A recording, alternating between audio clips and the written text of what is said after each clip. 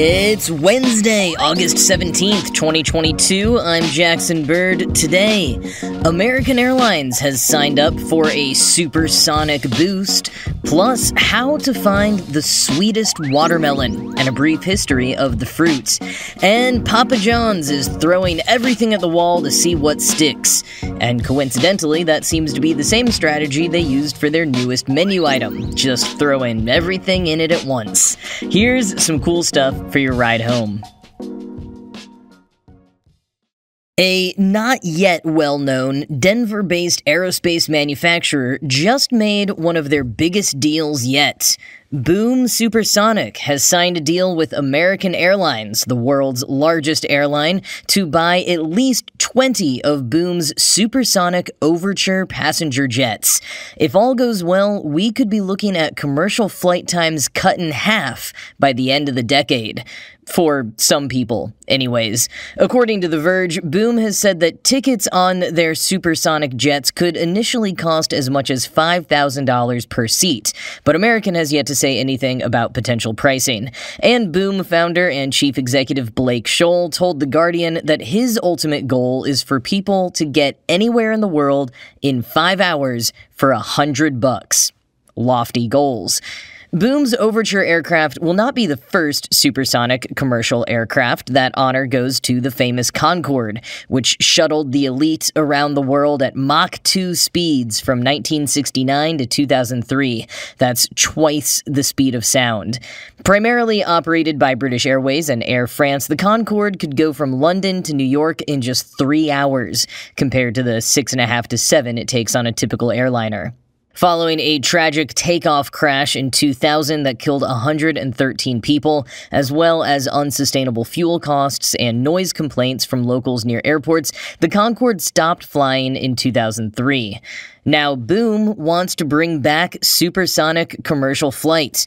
The Overture aircraft will be a bit slower than the Concorde, flying at Mach 1.7, but still promises to take passengers from New York to London in just 3.5 hours, or from Los Angeles to Sydney in just under 7. The aircraft will only have 65 to 88 seats, less than the Concorde, and initially at least those will be business class only, so not quite at that $100 price tag just yet. American is not the first to place an order with Boom. United Airlines ordered 15 of these supersonic jets last year, and Boom has various types of contracts with companies including Virgin Atlantic, Japan Airlines, Rolls-Royce, Northrop Grumman, and the U.S. Air Force. Despite all of these working agreements, the jets haven't actually been built yet. Boom recently released new designs and says that they plan to begin production on the supersonic Overture aircraft in 2024. They'll perform the first flight in 2026 and hope to start commercial flights by 2029. From Space.com, quote, "The Boom Supersonic Overture passenger jet features a tapered fuselage featuring a larger diameter at its front than at its rear. The company claims this design helps to minimize the drag experienced by the aircraft while also optimizing fuel efficiency. 4 jets mounted under the wings will give the Overture maximum speeds of over Mach 1.7 when flying over water, and slightly under Mach 1 when over land." End quote. And the Dallas Morning News further explains the water versus land speed difference. Quote, "Under current rules, planes must stay below the speed of sound while traveling over land, but can use supersonic speeds over oceans. Supersonic flying is banned over land in the United States because of the loud booms it produces. But groups such as Lockheed Martin and NASA are working on aerodynamic designs that both quiet the supersonic boom and direct it upward to make it more tolerable to people on the ground. There are rules against flying at faster than sound speeds over land in most parts of the world." Boom is hoping to change that, at least for travel over oceans. The company says its supersonic jet design is more fuel efficient because of its aerodynamic design, and that it can fly without afterburners to reduce noise and fuel burn. The Overture design also would fly cooler than the Concorde design, which faced durability issues because it would get hot during flight due to friction between the aircraft's exterior parts and the surrounding air. End quote. But for all of those efforts to reduce noise and become more fuel efficient, skeptics remain. Quoting The Verge, Boom has said the jets will be net zero carbon and optimized to run on 100% sustainable aviation fuel, but so far the company has yet to provide additional details about what kinds of fuel they'll be using or how they would achieve net zero carbon emissions. Environmental groups are worried that faster speeds will equate to more pollution. The global aviation industry produces around 2% of all human-induced CO2 emissions, but supersonic jets are known to be far more polluting. Boom says it will be carbon neutral as a goal, but simply put, it takes more fuel to go faster. End quote. And even though I know these are not the same things, I just can't help but feel like I would rather see big investments in cross-country high-speed trains here in the US. Though, I don't know, maybe we get to a place where trains replace domestic air travel here, and then planes are primarily used for international travel, which maybe becomes a little more common with supersonic jets that can get you there faster. Or maybe we should just focus on making planes electric. But according to a recent analysis reported on by the MIT Technology Review, current technology would only be able to carry about a dozen passengers 30 miles at a time. Like with most electric vehicles, the culprit is the battery. Despite advances in recent decades, we're just not there yet when it comes to packing enough energy into the small space required of a battery to power an entire commercial plane.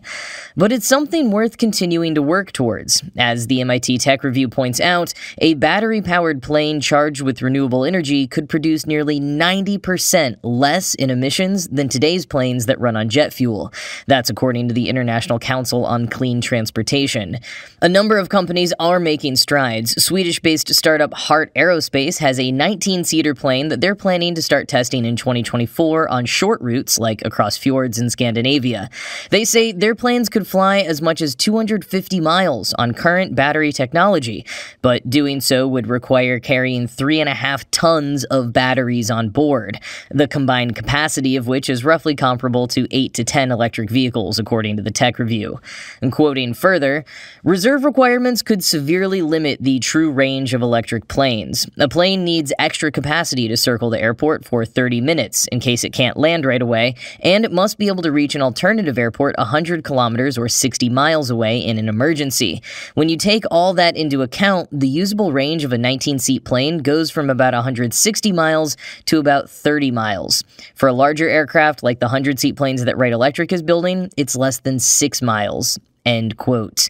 The ICCT analysis says that even doubling the energy density and reaching the limit of lithium-ion batteries' potential, electric aircraft would only displace enough jet fuel aircrafts to cut global emissions from the industry by less than a percentage point by 2050.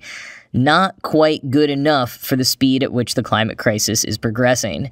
However, novel types of batteries, green hydrogen, and alternative fuels all present other possibilities, though just as long shot or more in some cases. Unfortunately, we will probably get the fuel-guzzling supersonic commercial jets for wealthy international travelers before we get the eco-friendly electric commercial flights for anyone else.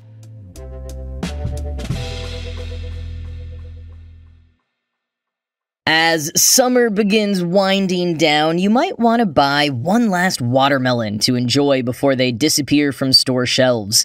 And if you do, apparently you should pick out the ugliest watermelon at the store. Chef and creator Mai Win recently shared an old hack that she learned from her dad to find the sweetest watermelon. Instead of a dark green watermelon with perfectly patterned, undisturbed lines, you actually want to find one with a big yellow patch, a lot of webbing, and some brown spots. The yellow patch, according to Win, means it was laying out in the sun, ripening for longer. The webbing is caused by bee pollination, so the more of that the melon has, the sweeter it will be. And if you see those rough, dark spots, those are actually sugar seeping through the rind, a sign that the fruit is indeed super sweet.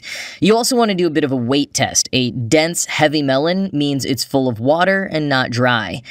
Knowing the ins and outs of watermelons isn't super common anymore, but back in the day, way back in the day, watermelons were known for all sorts of different functions, but being a sweet summer treat was not one of them. As Atlas Obscura explains, ancient watermelons were quite different in characteristics from what we know today. They were pale green on the inside and bland or bitter to taste. But archaeological evidence has shown that they were being cultivated for hundreds of years before becoming a tasty snack, because they served other purposes.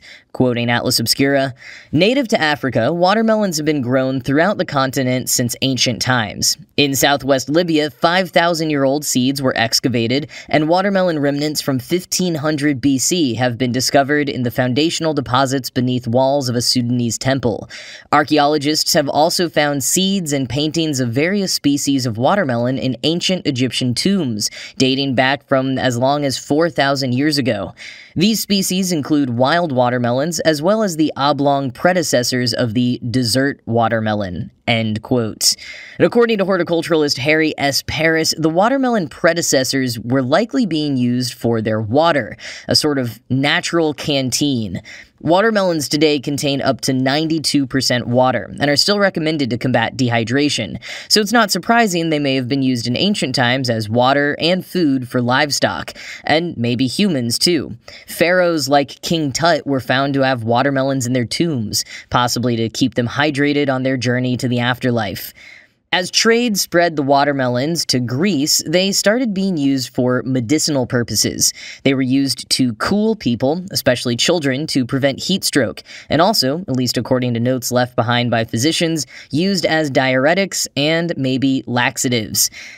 By the time the watermelon made it to ancient Greece in about 400 BCE, it also might have started to become a bit more palatable. Atlas Obscura notes that some varieties were eaten, and Pliny the Elder noted how refreshing they were. Once we moved into the Common Era, though, Paris believes the watermelons started getting sweeter, growing closer to the modern version we're familiar with today, at least according to 2nd century Hebrew texts and 6th century Latin texts, which both categorized watermelons with other sweet fruits like figs and grapes. And a little bonus fact for you to transition us from the end of summer into the start of fall. When the watermelon emerged in Greece, they called it the pipon. In Latin, it was pepo, P-E-P-O. And those words weren't reserved just for the watermelon. Pepo meant to ripen or cook by the sun, often used in reference to something that would grow quite large. Pliny the Elder once said, "When the cucumber acquires a very considerable size, it is known to us as the pepo." It was therefore a rather broad term, but the one pepo that retained the name etymologically is fellow Cucurbitaceae family member the pumpkin. From the Latin pepo, the French got pompion, which originally just meant any large fruit or gourd, especially melons. When colonizers first encountered the pumpkin in America, they classed it as such, calling it the pompion. It would be years before the squash's name eventually evolved into pumpkin. Melons, pumpkins, squash, in a lot of ways, they're basically all the same thing. But these days, you don't need to add a whole bunch of sugar and cinnamon to watermelons to make them tasty, like you do for pumpkins. Just look for the ugliest one at the grocery store.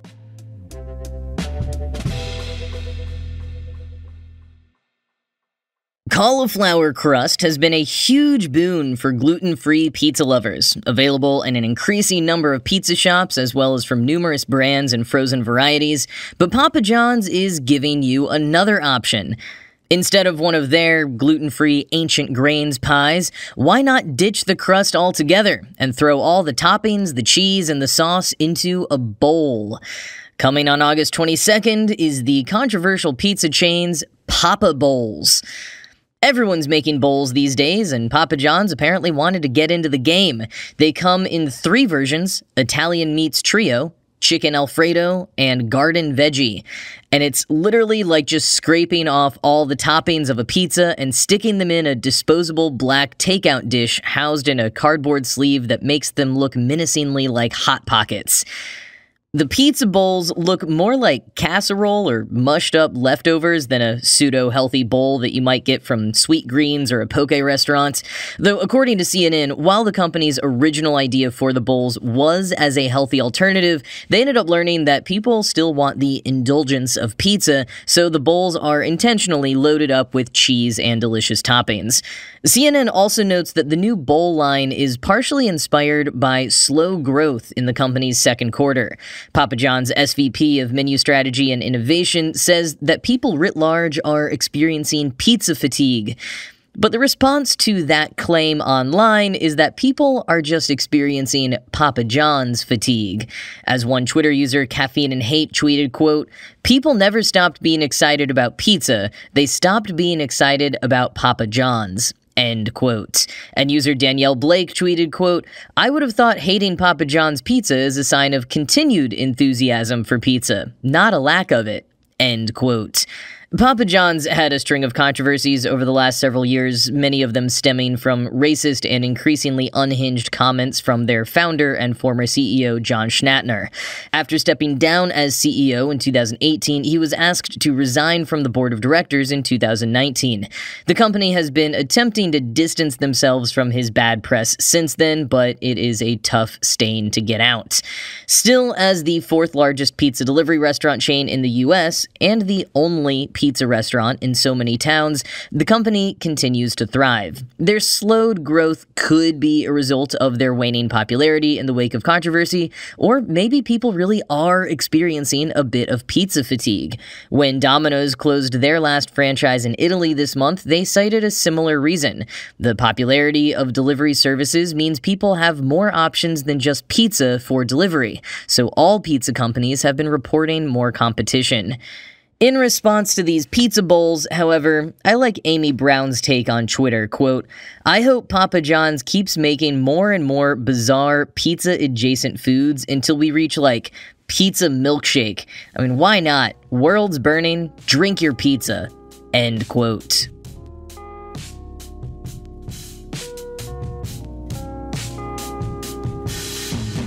Well, that's going to be it from me for today. This show was produced by Ride Home Media. I'm Jackson Bird, and I will talk to you again tomorrow.